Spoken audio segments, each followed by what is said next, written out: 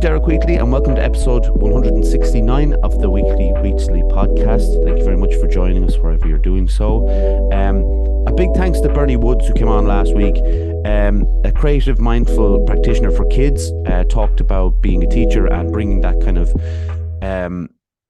to the attention of children when they're talking about art, and we're talking about creativity, but also talking about kind of the mindfulness side of things. Bringing that to like 4 and 5 year olds, I think is amazing, because I definitely didn't have any of that when I was a kid, and maybe I could have done with something. But yeah, she was great. So go back and listen to it, and you can find all Bernie's details on the podcast as well to follow her.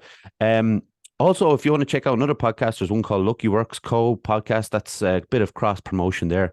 I am involved with it. I am in the room while Josh makes a lot of sense, and I just sit there and listen. But sometimes I speak, but not as often as I do in this one.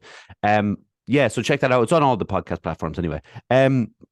This week, our guest is an artist and an illustrator, and her name is Eimear Brennan. How are you doing, Eimear? Good, thanks. Thanks very much for coming on. The first, this was interesting, Eimear, because we will obviously talk about the art, but when I came across your art in Dunleary in the People's Park, you had a stall there, and I admired the stuff. But in the last few days, in the kind of build up, and I was writing some questions, I started to notice, and I'm sure you did as well, the first like buds of spring, proper spring. The weather was coming out, and I had your card here. Now this probably won't focus because it usually doesn't when I try to show something, but it reminded me of, that's not too bad actually. I can kind of see it, but it reminded me of that like idea of spring and things growing again and positivity, I guess, is the way I was kind of looking at it. And I think it led beautifully into this interview. I timed it perfectly, very unintentionally. After that long drawn out intro, we'll start where we always do. Could you give us a history of your upbringing, please, Eimear? Sure, yeah. So I was born in Dublin, and I still live in Dublin. I was born into quite a big family, so I have 5 siblings. Let's see. I suppose growing up, as you were just speaking about nature there, we would have actually spent a lot of time in Kilkenny. Okay. My dad's from Kilkenny, so we would have spent like a lot of our summers there, and sometimes weekends. And Kerry as well. My mom's from Kerry, so sometimes we'd go there, but not as much. It took 4.5 hours to get there back in the 80s. So yeah, growing up, I was really lucky that even though I was born in Dublin and lived here, I had another side, which was where I think I got all my love for nature, just being out in fields and going down to the river, and yeah, I just have really good memories of being outdoors. And I think for me, I associate it very much now with freedom and not with school or so. Yeah, that was, and yeah, what else? Growing up, I suppose we would have had like a lot of books. We grew up with all the Enid Blyton books, the Noddy books, Famous Five, all Enid Blyton's kind of fairy books. What else? Yeah, and then later on, like I would have read a lot of, I suppose, The Hobbit, Lord of the Rings. So all that stuff was there when I was very, very young. And I suppose it's come back later. Yeah. Yeah. What else? Yeah, so that was growing up. It was a very busy house, I think, I suppose, having that many kids around. Yeah. And yeah, I think and sorry, Eimear, but so you obviously, when you say grew up in Dublin, like you went to school all throughout your school years in Dublin. Oh yeah. And then when you went on to college, and I'll ask you a little bit about that as well. You stayed in Dublin for that as well. Oh yeah. No, I was here the whole time. Yeah. Right. But I just think, I suppose, I got exposed. If we hadn't had that, I probably wouldn't have been as exposed to nature as yeah, if I had just been here. I think your art would have been a little bit different as well if you maybe. Yeah. I wonder would I even have done it. I don't know, but I suppose my dad would have been. He's a really big gardener, and a lot of it was through him. He's when he used to have us out in the garden when we were younger, and he would have handed us like earthworms and spiders and woodlice, and he'd tell us how wonderful they were, and spiders, and the he loves hoverflies. He's just like Oh, obsessed with hoverflies and how they move, and he'd be like, look at how they move, and you know. So I think from a very young age we had such he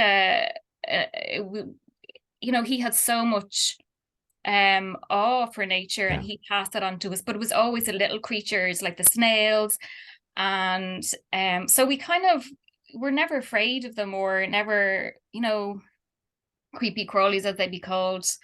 um they were just, he used to call them, it was funny, he doesn't call them that now, he used to call them holy gods creatures. Right. Yeah, but now he'd say mother nature's creatures.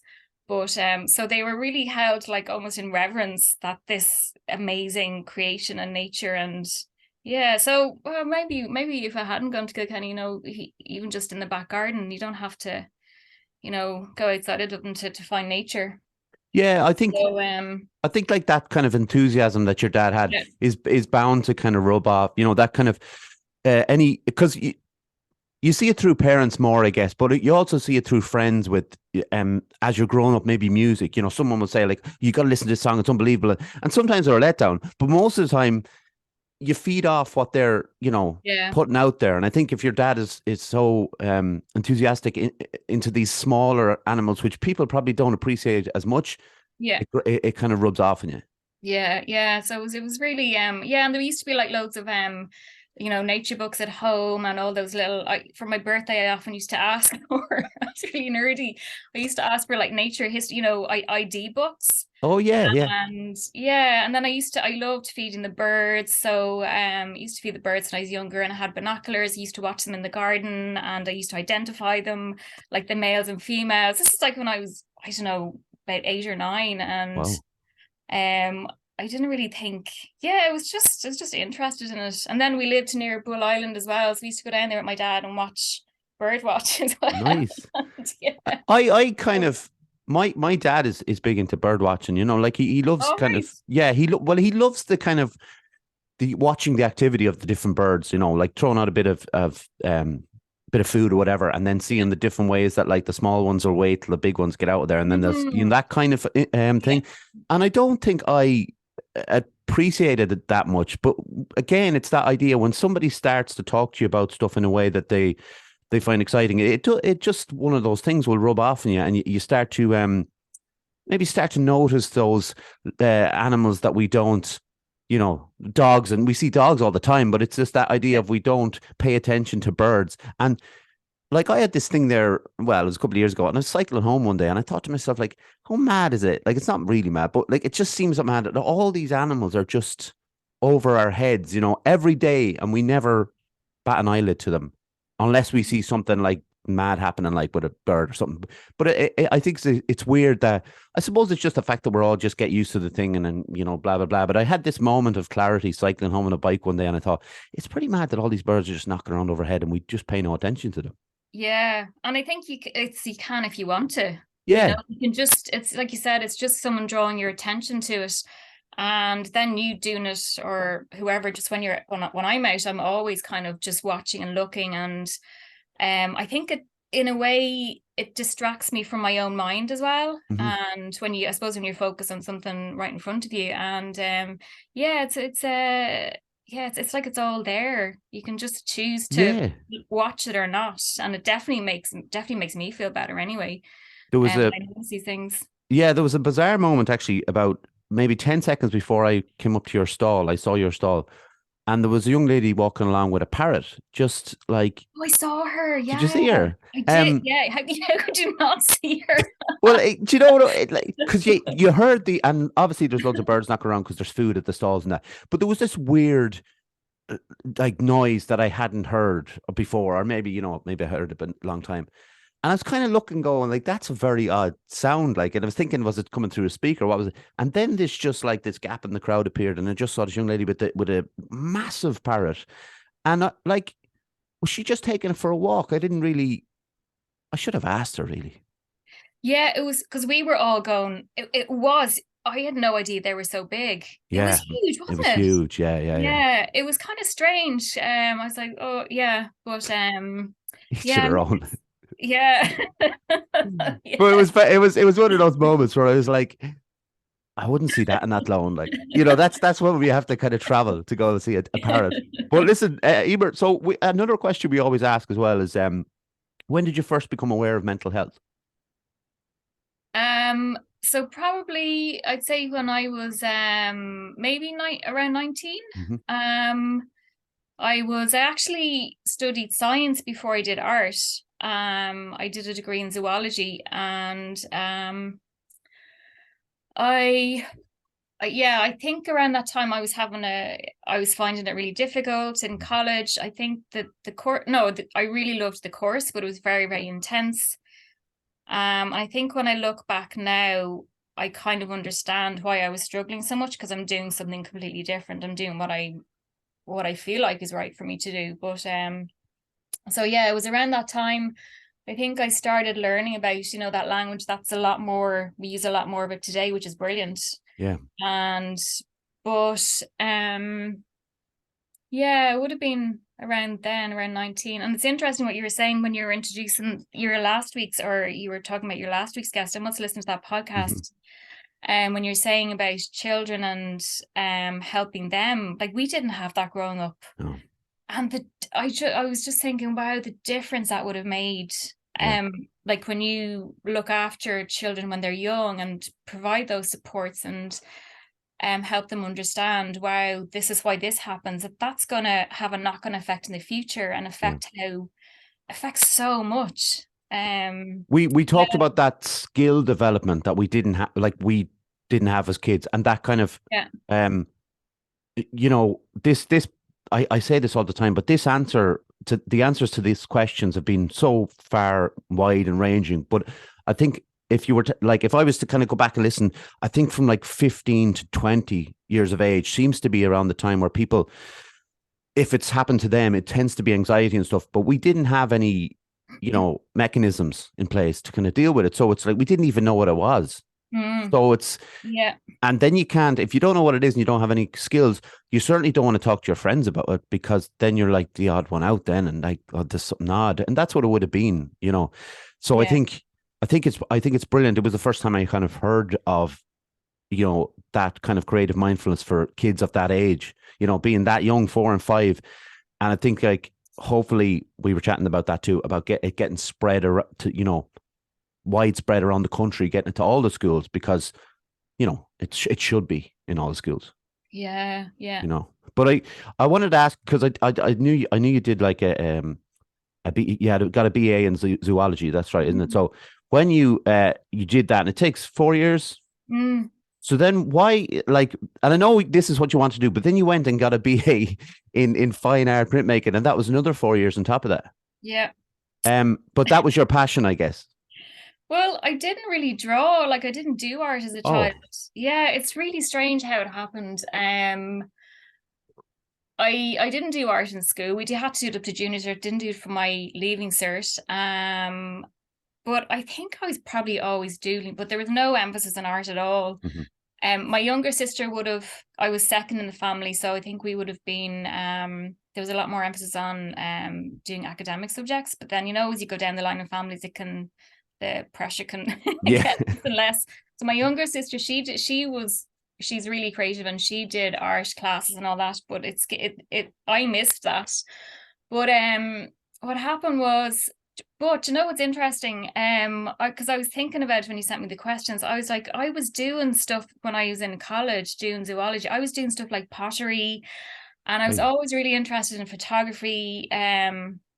Because my dad loves photography, and I remember I used to know what, I was really interested in developing photographs. And the reason I was interested in that was when I saw the film Jaws. Do you remember? Right. I don't know if you remember the scene where I think it's Chief Brody and he's developing Hmm. photographs of, and it looks like the shark. And I was like, oh, what's that? What is that? What's Yeah. that process? Because you see the photograph just coming through. And I remember for years I was just wondering what it was. And then when I went to college, they had a dark room in Trinity. So I used to go in there and develop my photographs. I had no idea that was considered creative Yeah. work. Yeah. So I think it was always there, but Yeah. I didn't recognize it as, it was just stuff I was interested in. Um, but how I ended up getting into the art was I ended up, when I finished the degree that year, and I knew I didn't want to go on to do like a master's. Even though the course was incredible, it's strange. How do I explain it? I did it because it was biology, and I was really interested in nature and actually wanted to do something like David Attenborough. Hmm. I remember thinking that as a child, like probably a lot of kids did. But when I came out of college, it just felt like it had become so academic that I'd Yeah. lost the heart of nature or something. That was how I felt. I know obviously it's not like that for everyone, but and so I went away that year with a couple of friends. We went to New York on a J1, and I ended up by accident getting a job in an art shop. My friend had actually applied for that job, and I had applied for a job in a bookshop in Borders in the Twin Towers, Hmm. actually. Oh. Yeah, and we changed interviews, I think. So I got the art shop job, and she got the one in the bookshop. And then when I was there, I was surrounded by all these artists and creatives coming in. I was just working at the cash register, and all these materials and paints and paper. And I was like, oh, this is what I want to do.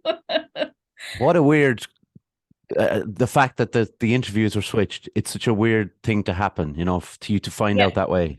Yeah, it's really strange. And yeah, and I had no idea. I just remember feeling like, wow, what is this? And because I'd never been around people like that Hmm. before. And so yeah, I came home, worked for a while. Actually, yeah, that was one of the things I had done when I was over there. I copied off my sister Paula, who was doing at the time she'd gone to Clot Dhulig to do interior design or Hmm. something. And I remember I used to see all her stuff when she'd come home and her notebooks. And so I got, with all that, you put all your ideas into it. So I got a little notebook when I was away, and I used to draw in it or write in it. It was often associated with anxiety. If I'd feel Right. nervous, I'd take out my notebook, and it was almost like it was draining away the whatever was in Yeah. my head, and I put into my. And again, I didn't even know what I wasn't conscious of what I was doing. I know it just helped make me feel better, but so I remember when I came back, and I think I might have said it to my mom and dad, and they said, "Oh, why don't you go and talk to Paula's art teacher?" So I brought her my stuff, and then she said, "Oh, wow, okay, why don't you get this stuff, this paint, these pens, and do your drawings this way?" So it was like it brought it out of the notebooks and it brought it out into the space as a piece of art, and it was just it was just Hmm. imaginative stuff. And from there, what happened? Oh yeah, I ended up getting work in. It was when I look back on it, it was all these little pieces of a jigsaw puzzle. But at the time, when you're in it, you have Yeah. no idea. It's just everything is vague and unknown. And I ended up getting work. I used to do temp work that year when I came home after New York, and I got sent around to different places doing receptionist.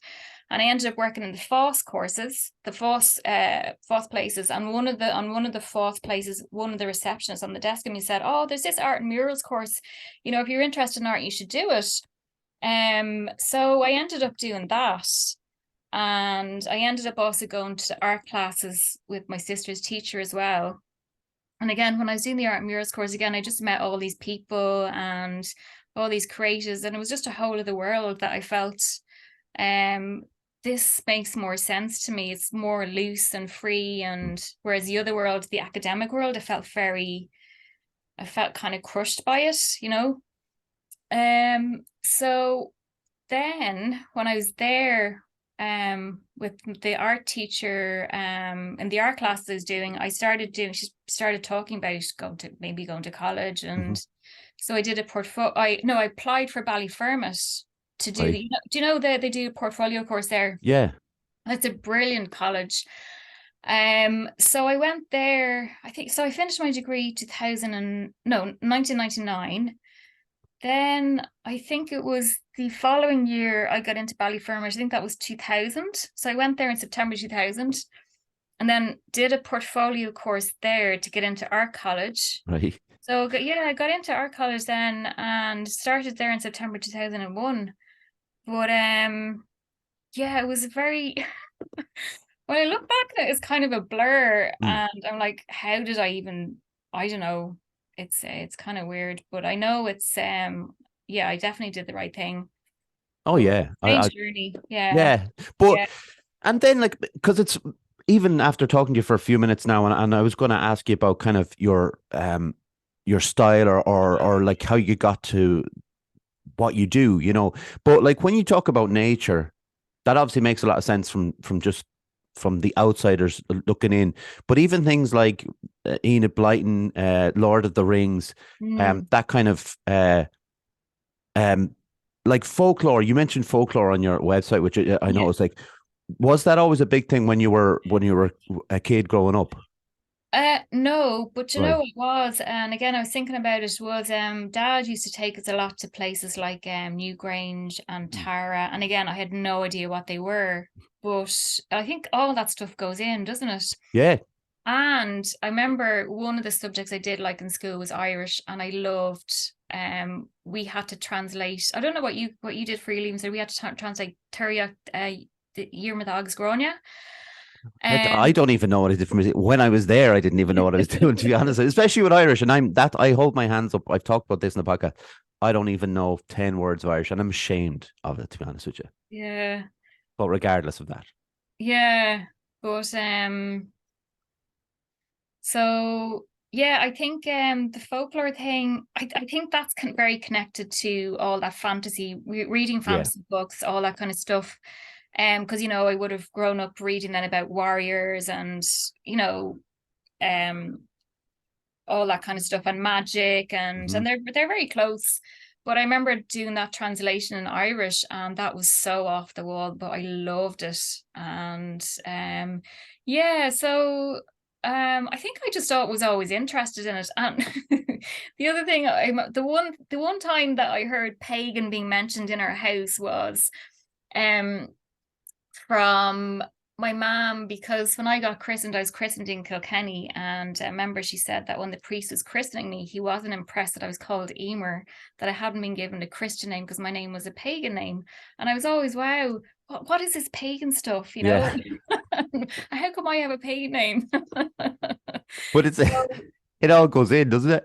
yeah, totally, yeah, it does. So it's yeah, it just goes to show you have to be careful what you What you name your child, yeah. yeah. But another thing I was really interested in, Emer, when you talk about different pieces that you're doing, you like to travel to different places to Yeah. sit and do the piece. Why is that? Why? So I like being outdoors. I Mm. like being in nature. I think when I'm outdoors,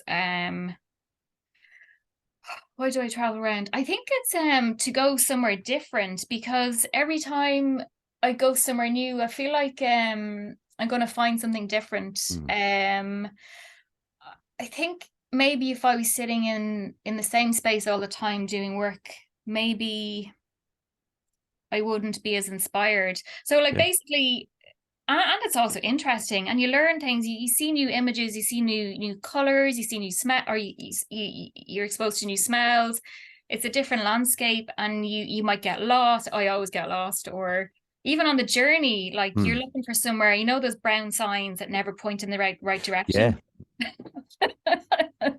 So so it's always like it takes you out of it takes me out of my comfort zone. So it's a bit of a, sometimes it can be a bit of a challenge, sometimes it's not, but I just think it's so good to it keeps my, I suppose it keeps things moving, the energy Mm. moving, keeps me open. I'm like, oh, I haven't seen this before.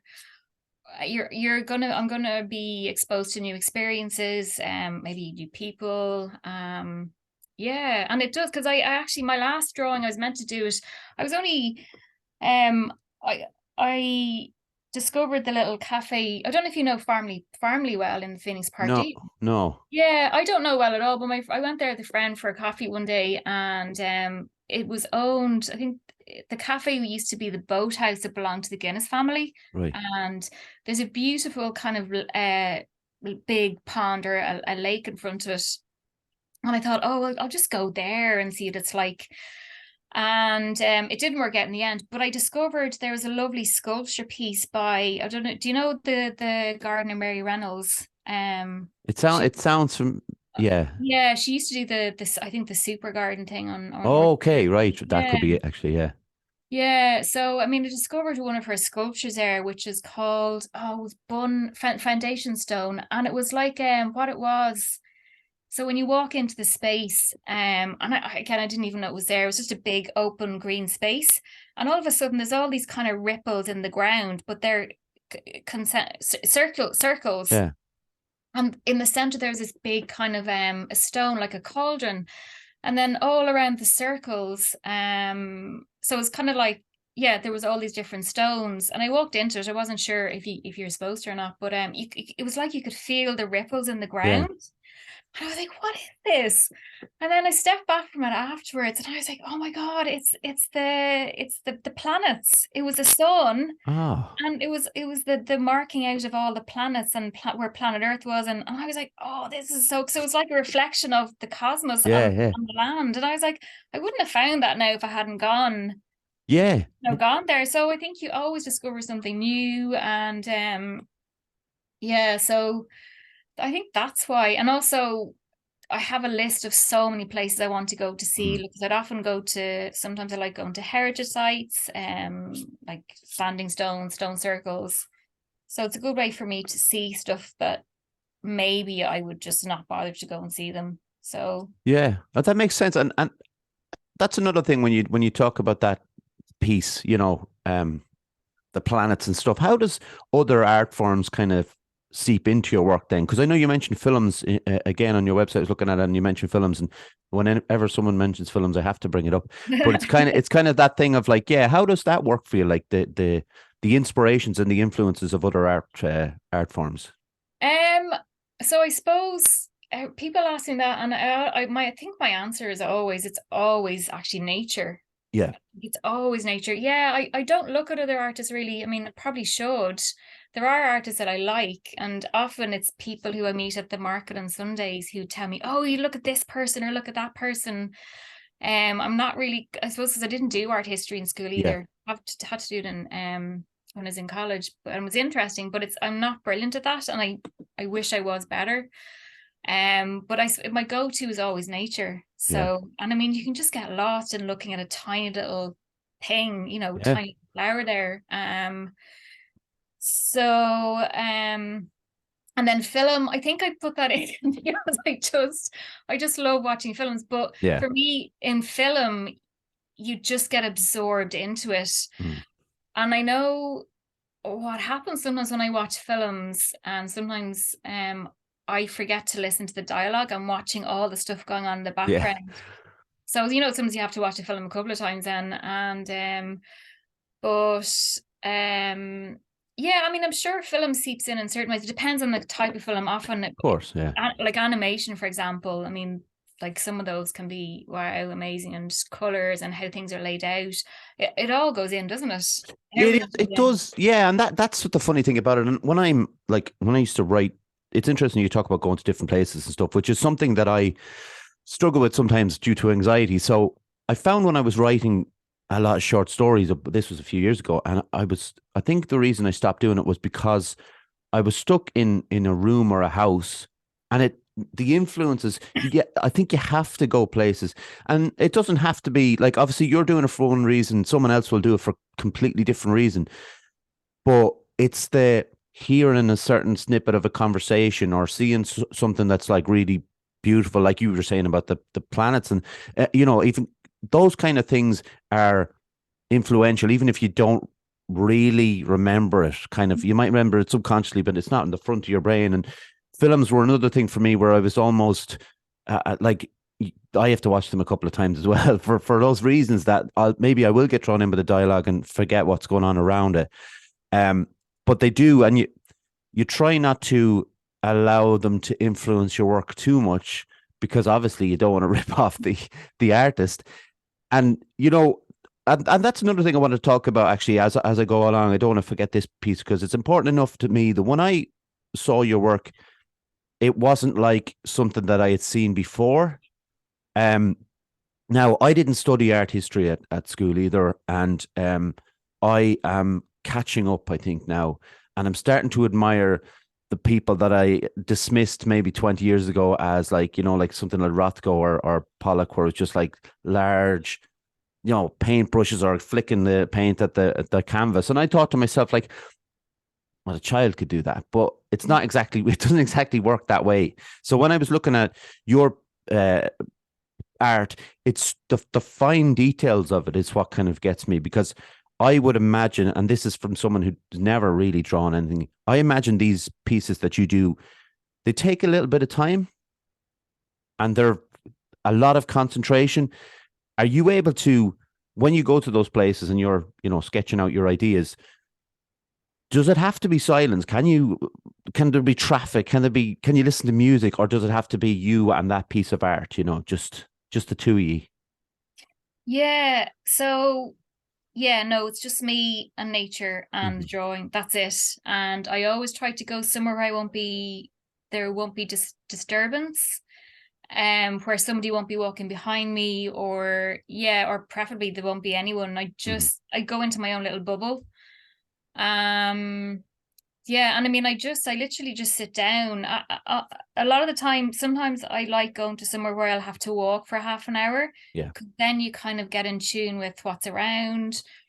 And when I draw, then I literally have one page set up and I just draw. It could take about 2, 3 hours to do a small amount, but I'm just concentrating on the line, and I don't have no plan, have no idea what it's going to be, and I just let it it just does what it wants to do, and I follow the line, I suppose, in a way. And sometimes it might take 2, 3 days to go back to the same place or go back to a different place, but I think it's very much about just being. I'm not going to say no, because my head would be quite busy as well, and I think I'm not going to say when I'm outdoors my head stops, it doesn't, but I Yeah. think my attention shifts to somewhere Mm. else, and I think that's the difference. And also, I'm never drawing it for anyone else, I'm always just doing it for myself and what Yeah. I'm feeling. And I think that's why I enjoy doing them, because I'm never worried, oh, this is going to work, this isn't going to work, or they like this. I never think about my customers or who's going to buy it. And somehow I've managed to do that, and I really like that, and I just keep working that way now, and somehow it works. People buy, like when I make the prints, people yeah, people like them, and it's I'm delighted. Yeah. Well, and why do you think people do like it? What, like, because I think it's very across the board age wise. I think it's something that you could put in a child's room, but I think it's also Yeah. something that you could have on your own wall and admire it. I don't think a lot of art is like that. Yeah, I don't know. Maybe it seems to be accessible, yeah, to a lot of people. And I'm always really surprised. Mm. And of course, I meet all my customers at the market, which is brilliant. And I don't know what it is. Obviously, it's very niche. Some people like it, some people really don't like it. And they might tell you, That's right, fair enough. yeah, at the not to you, but to their friend. Yeah, yeah, It's good to hear that as well. But so I don't know. Maybe it's because I draw it outdoors, and like one lady said to me one day, "Oh, I can feel something from your paintings." And I was like, "Oh, that's really interesting." So I don't know. They must be picking up on something. I think maybe it's because I feel happy when I'm doing them, when I'm making them, hmm when I'm drawing them. So I paint them afterwards, like indoors. If sometimes if I can, I'll go outside, but often there's a lot of dust and stuff. But yeah, so they must and I do enjoy painting and all the details, and it's again it's so concentrated that again I forget about other things or worries. And so, and I love the colors and I just really enjoy it. So they yeah, must, I suppose, like any kind of anything that people make, if there's so much, you can sense that stuff, like in things sometimes, that love or joy, or you know, I think when you feel it in music, or Hmm. Yeah, we can pick up on that stuff, can't we? I, So maybe that's I, what it is. yeah, I 100% agree. It's one of those things that I do notice in, and maybe in music more because music goes back furthest with me, but Yeah, you can hear when the bands or the artists are excited about what they're doing, and then you can hear when they're just throwing out a second album there because they need to put out a second album, you know, yeah, and I think it has to be the same in every art form. Like it has to be noticeable in every art form, and the love and the detail and the attention that you put into your work, like I said, because it is so detailed, I don't think someone could do that if they didn't love what they were doing. yeah, yeah. It takes a lot of patience and it takes time and determination. Mhm. But yeah, I do, and it's very satisfying when I finish one as well. But I'm like I am a total perfectionist as well, which isn't good. So, Yeah, yeah, but no, I do like them. Like they make me smile. yeah. So, they make me feel good.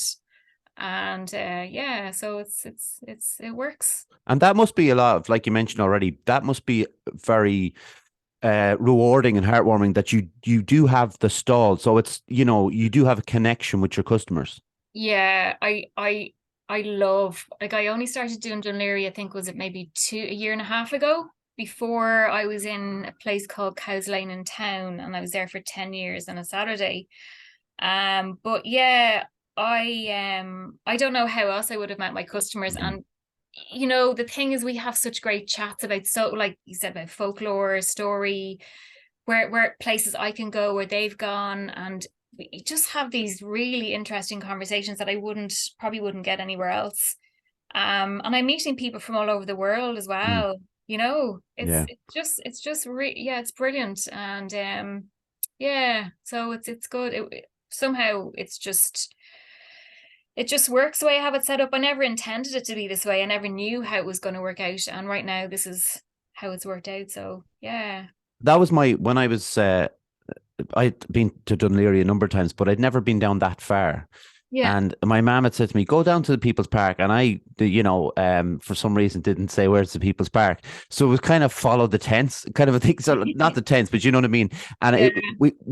we went to like the wrong spot. It was just before it where there was food and stuff. And it was like, that's not it. So we walked it down a bit further than that. But what I like about those kind of, places where they have stalls set up, there's like a real proper community feel to it. And I think people now, not me, but people outside of Dublin think that Dublin's just this big metropolis that nobody talks to each other. They're all rushing around it, and it's simply not true. Like I said, my mom's in Blackrock. There, you go through the Blackrock Market, lovely people, Mhm. everybody's real friendly. Um, it's good to know, I think, that there's genuine, like, places for people to go and feel that kind of atmosphere in Dublin because I'm on a crusade to convince people outside of Dublin that, because I went to school in Dublin, so I did a bit of a connection. Okay. Yeah, Yeah. so I do have a bit of a connection, obviously. So I'm on a bit of a crusade to think that Dublin is big, like, and it's not just O'Connell Street, it's a big Mhm. place. But going up to that, like, going up to that market and seeing the different stalls that they have. And there's lots of different stalls there, lots of different types of things up there.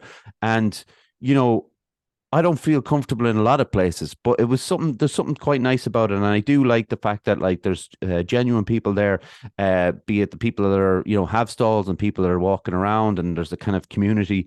And, I'm glad that I was able to kind of come across your work and see it that way. And I suppose in an organic way, like, Mhm. and I wonder if like, all the stuff you talked about at the start, those kind of coincidences. This is kind of the coincidence that happened for me, and I was like, I'll be interested to get Eimear on the podcast. Mhm. Hopefully, she says yes. I did want to mention this. Now, this is kind of a little bit off topic, right? But well, it's not actually. But so when I was looking at this again, so I was looking. I love it. I love the card. Right, it's on my Thanks. desk here. Um, have you ever seen the film Honey, I Shrunk the Kids? Yeah. Have you seen it? Okay, right. There's this like I haven't thought of that film in, like, I don't know when it came out, but say 20, 30 years, I haven't thought of that film. And you mentioned about your dad, the love of nature and Mm. lifting up the worms and stuff. There's scenes in Honey, I Shrunk the Kid where the camera's like right in, obviously this make believe garden and stuff like that. Yeah. It brought me into that idea of being that close to nature, being in, and I know we've spoken about this, but you're in, like, because this is only a card I have. You're obviously make bigger bigger pictures than that. So I like that fact that like you're in the minuscule, like you're in the. I don't know how you get the eye for being within that grass or within the, you know what I mean? Like I'm probably not wording it right, but within those flowers and within those little animals that you have, and it reminded me of Honey, I Shrunk the Kids. Is that a good thing? I suppose it is a good thing. Yeah, I love that film. Yes. It's such a good film. Yeah, it's a good thing. Absolutely. Yeah, I think one of my customers said that to me once about, she said, I'd love to walk through your paintings as a tiny person. Um, yeah, I think I just look when I'm in nature, like I'm always looking. Like I go out in my walks, like at the moment when I'm down at Bull Island, certain, with the different seasons, there's different creatures come in, birds, but in March you have like, because it's, if there's rain, all the certain areas fill up with water, and like certain times then you'll see the frog spawn. But I'll sit and just look and just be like, this is so cool. And Yeah. now all the frogs, the tadpoles are there. So I was walking the other day, and there's one little pond I often visit just to check how they're doing. And when you look at something at the start, and I saw one or two tadpoles, and then all of a sudden I saw more. Like it's like it reveals itself to you, Yeah. and then you're looking, and the whole pond was actually moving. And at the start I hadn't seen it, so it's like your eyes adjust. And yeah, but I would look a lot at very closely at things, just how, I suppose, how things are, because the shapes and tiny little flowers, and anything, and like everything. Yeah. We Yeah. we had I don't know if you know Collie Ennis. He's like an expert on arachnids and stuff like that. And he's so kind of clever and informative. And that led me into looking at things a bit differently. And then we had a botanist on. And again, that was something that led me to kind of think and see things differently. Where I am, right beside a bog here, and there's just so much animal life and stuff around, and plant life around the bog and stuff, which I wasn't taking in. So since I started doing this podcast and talking to people, like we were saying about your dad, like if they're, really into it and enthusiastic about it, you do start to see things differently. You see, like you were saying, you look at something, it's two tadpoles, all of a sudden next minute it's like full of tadpoles and your eyes are opened. And I think I'm kind of finally starting to realize that, like, that the beauty is kind of can be around you. It's not just, you don't have to go looking for it in national parks or whatever way you want to look at it. I think it's just right there. And I suppose I haven't really been looking at that. I've just been kind of walking around, well, maybe it was the breakthrough with the birds over my head a couple of years ago that got me into the kind of idea. But definitely this podcast has been able to has shown me that there's so much stuff around there, and I like that. Like, I can see it now, and seeing it through your artwork as well, like, the fact that you can see it the way you do. So when you are in how did you get, actually I wanted to actually ask you about that. So if you were setting up a stall in Dunleary, for instance, like, do you have to like get a permit? What way does that work? Yeah, you just apply to the Right. council.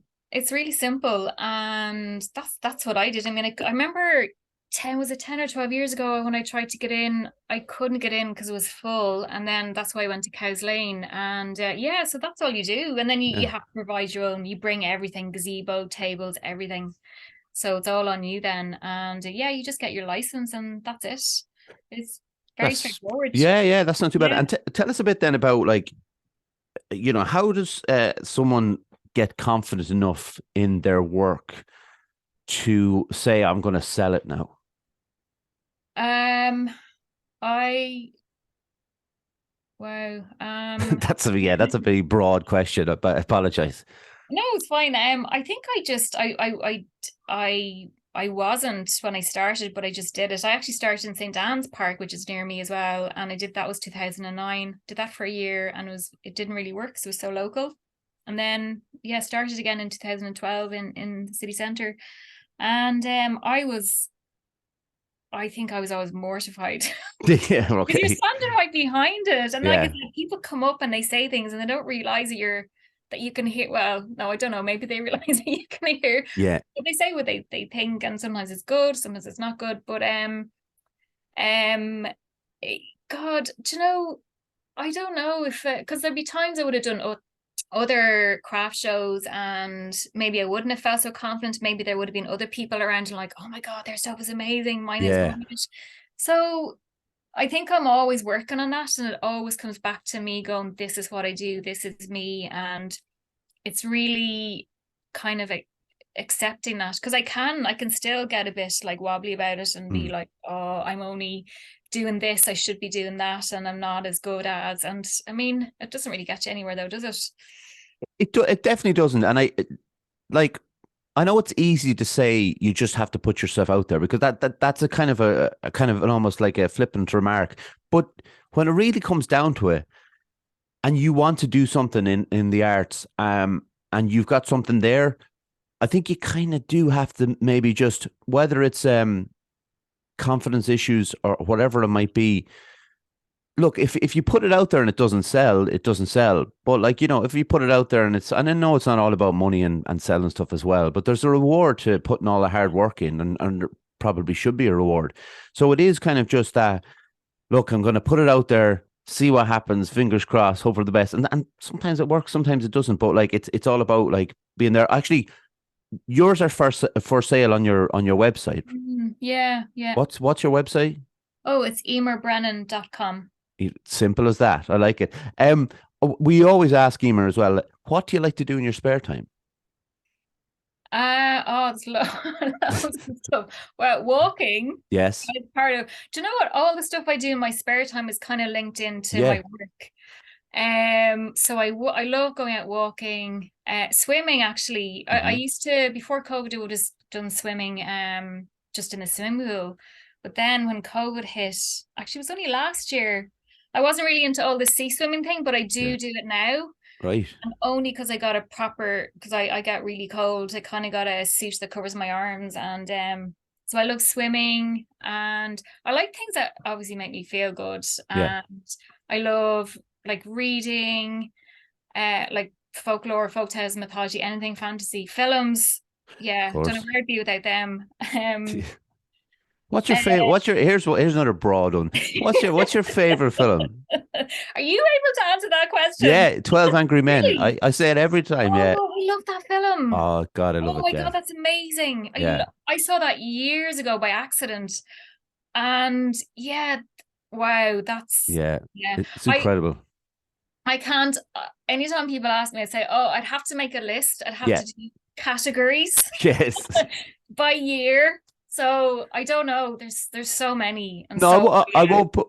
You're right. You know that, and I won't put you on the spot. And I'm one of those people who make lists regularly. I do like making lists, so it's very easy for me to answer, say, top 10 films, top 10 songs, all that kind of stuff. It's just one of and books or authors. Like I have so many lists, and it's a tough question to answer. Like, I just picked up on the stuff about you liking reading as well, and there was something I didn't actually mention. You actually would put kind of a story to each Mm, painting you do.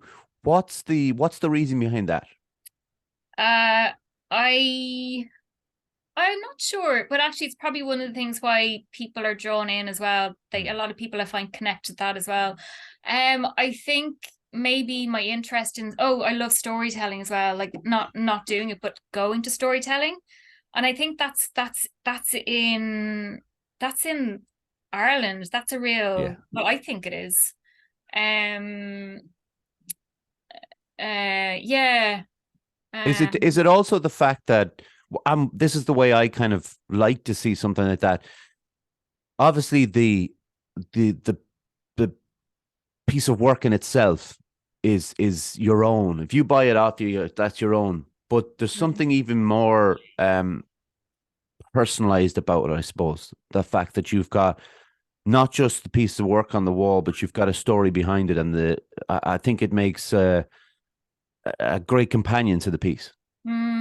Yeah, and I think sometimes when I'm doing it, I'm trying to figure out for myself whatever's going on, what do I want to say, and a lot of the times, as you probably know, they're kind of how would I say them? They're like maybe the stories, they'd have like a little message in them. They're supportive. So I think I'm probably doing that for myself in a way. Just to remind myself, you know, sometimes if things aren't going well, sometimes it could just take one small little thing to give you a spark of something of a little bit of light. Like it could be a film, or it can be a book, and sometimes that's all you need. And yeah, maybe that's why I do it, because maybe I think I needed that and sometimes need that. And so maybe, yeah, I just do it for myself. And it's a way for me to keep bringing myself back when you fall off balance.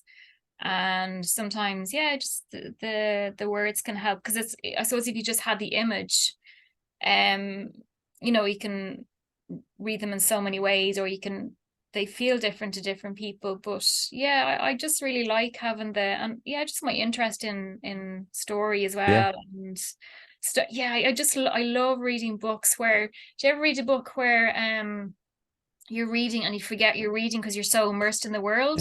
I love when that happens, because the writing is so good.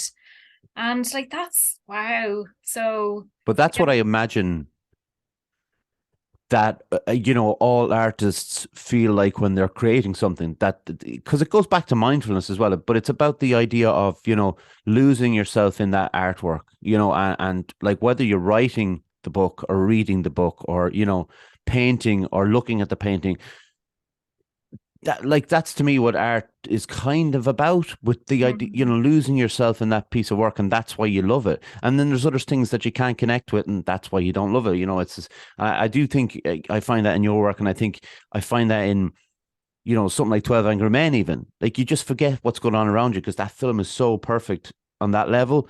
So yeah, I think that's what it is, to be honest. But I just love the personal touch of a story to go along with the painting, really. Yeah, it's yeah. And yeah, I think we need that, because we're so, you can get so busy in your mind, and sometimes you just need to be brought back to that kind of more calmer space, or yeah, just to slow things down, because it's we get so fast. And yeah, to bring you back to just something more, I don't know, something else. Something else. Yeah. Eimear, you said it's eimearbrennan.com. Where else can people find you? So I am at the Dunleary People's Park Market every Sunday, all year round. And yeah, my website, yeah, eimearbrennan.com. You can find me on Instagram as well. So it's Eimear Brennan Art on Instagram. So that's where I am. Yeah. Sounds good. Eimear, yeah, it was a pleasure talking to you, and thank you very much for spotting that I couldn't find a pen that day and giving me a card so I could get in contact with you. It's very helpful. Yeah, no, it was lovely chatting to you as well. Thanks, and thanks for inviting me. Yeah, no worries at all. Yeah. Can you stick around for a minute? I'll close it out. We'll get a photo and we'll be on our way. All right. I wanted to say also thank you very much to John for doing what he always does with the tech side of stuff. I always thank my mum, my dad, granddad, Jer, and Calvin. Subscribe to us on YouTube if you would. We're also on Instagram, Facebook, and Twitter. And then the podcast platforms, all the usual ones: Spotify, Apple Anchor, Google Podcasts. Most importantly, thanks everyone for tuning in. And Eimear, once again, thank you so much. You're very welcome. All right, everyone. See you next week. Bye.